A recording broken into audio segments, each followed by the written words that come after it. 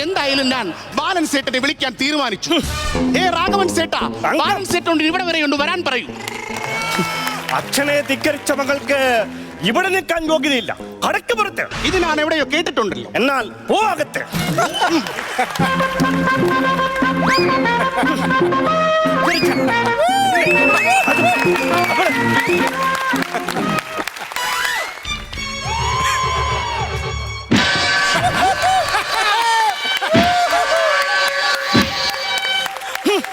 അസംബന്ധം കാണിക്കുന്നു. രാജശേഖരൻ തമ്പിയുടെ വീട്ടിൽ കയറി വന്ന് വാഴ തട്ടിക്കളയുന്നു. ഒരു കാര്യം ചെയ്യുമ്പോൾ ലാജിക്ക് നോക്കണമായിരുന്നു. ഒരു വാഴ സുൽക്കുമ്പോൾ എന്തിനാണ് ലാജിക്ക് നോക്കുന്നത്? ഇത് ബ്ലാക്ക് ആൻഡ് വൈറ്റ് കഥയാണ്. അവിടെ പച്ചക്കളറുള്ള വാഴയ്ക്ക് എന്താണ് കാര്യം? അത്ര നിർബന്ധമായിരുന്നെങ്കിൽ ഈ വാഴക്ക് കറുപ്പ് പെയിന്റ് അടിച്ച് വെക്കാൻ പഠിക്കണമായിരുന്നു. അങ്ങനെ ഒരു കാര്യമുണ്ടല്ലോ. ഈ തിരക്കിനിടയിൽ ഞാനത് മറന്നുപോയി. അല്ലേത്തന നിങ്ങൾ എന്താണ് മറക്കാത്തത്? അതെന്തിനാണ് നീ ഇപ്പൊ ഇവിടെ പറഞ്ഞത്? ഇവിടെ പറയാതെ പുറത്തുപോയി പറഞ്ഞാൽ ആര് ചിരിക്കാനാണ്? ഇവിടെയും ആരും ചിരിച്ചില്ലല്ലോ. ഞാൻ പറഞ്ഞത് എനിക്ക് പോലും മനസ്സിലായില്ല. പിന്നെങ്ങനാണ് ഇവർ ചിരിക്കുന്നത്? എന്തിനാണ് എന്നെ വിളിച്ചത്? അത് പറയും. രാജശേഖരൻ തമ്പിയുടെ കിണറ്റിൽ വീണ് കിടക്കുന്ന പുളിയെടുക്കാൻ. അങ്ങനാണെങ്കിൽ ആ പുളിയെ നാണെന്ന് നോക്കട്ടെ. അത് കഴിഞ്ഞിട്ടേ ഉള്ളു ബാക്കി കാര്യം.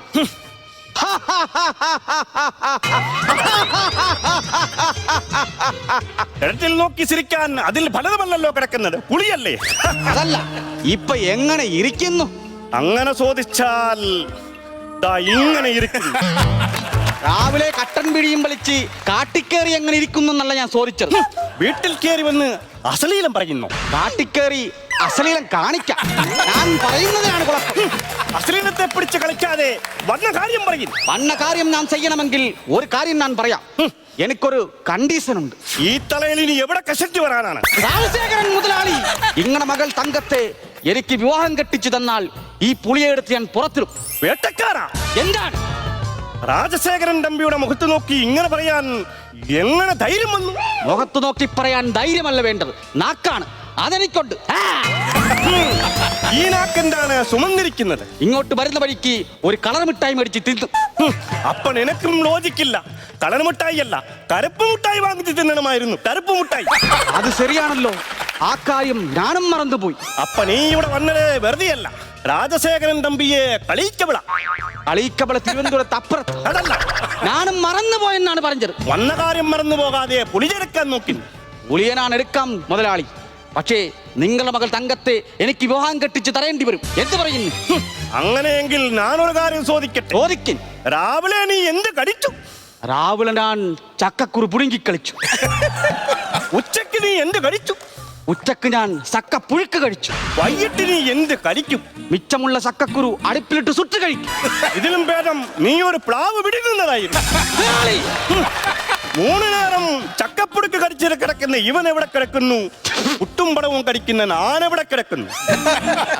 ഉച്ചയ്ക്ക് ഞാൻ ചോറിന്റെ കൂടെ എന്താണ് കഴിക്കുന്നതെന്ന് നിനക്കറിയാമോ? എനിക്കെങ്ങനെയാണ് നിങ്ങൾ കളിക്കുന്നത് അറിയാൻ പറ്റുന്നത്? പച്ചമോറ്. രാജശേഖരൻ തമ്പിയുടെ മോളെ കല്യാണം കെട്ടിക്കളഞ്ഞാൽ സുഖമാണല്ലോ. പച്ചമോറും കൂട്ടി തിന്നാമല്ലോ. ആ വേല നിന്റെ മനസ്സിലിരിക്കട്ടെ. രാജശേഖരൻ മുതലാളി എന്റെ പട്ടിണിയെ പരിഹസിക്കരുത്. ഇവിടെ വന്ന് ദാരിദ്ര്യം പറയരുതേ. ഇത് രാജശേഖരൻ തമ്പിയുടെ വീടാണ്. ഈ നാട്ടിൽ ഒരേ ഒരു സൈക്കിളുള്ള മുതലാളി ഞാൻ മാത്രമാണ്. ഞാൻ പറഞ്ഞു കളിഞ്ഞല്ലോ. നിങ്ങളുടെ മകളെ വിവാഹം കെട്ടിച്ചു തന്നാൽ പുലിയെ ഞാൻ പിടിച്ച് പുറത്തിടാം. പിന്നെ ഈ പുലിയെ ഞാൻ വെടിവെച്ച് കൊള്ളില്ല. എന്താണ് നോക്കൽ? ഉണ്ടയില്ലേ? ഉണ്ടയില്ലാത്ത കൊണ്ടല്ല, ഞാൻ എപ്പോഴും ലാജിക്ക് നോക്കുന്നവനാണ്. ഇത് ബ്ലാക്ക് ആൻഡ് വൈറ്റ് ആണ്. പുലിയെ വെടിവെച്ചാൽ ചുവപ്പ് ചോര ചേരും. അതുകൊണ്ട് ഞാൻ പുലിയെ വെടിവെക്കില്ല.